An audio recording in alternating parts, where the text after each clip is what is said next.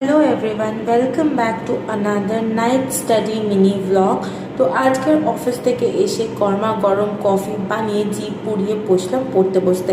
তোমরা অনেকেই মনে করো যে অফিস থেকে বাড়ি এসে পড়াশোনা করাটা বেশ কঠিন। আসলেই বলবো, সত্যি অনেক কঠিন।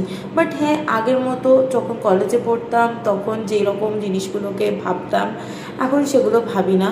আগে হিস্ট্রি পড়তে গেলে ঘুম পেতো, এখন হিস্ট্রি পড়তে গেলে চোখ খুলে যায়। তো আজকের আমি হিস্ট্রি দিয়েই আমার নাইট স্টাডিটা শুরু করেছিলাম।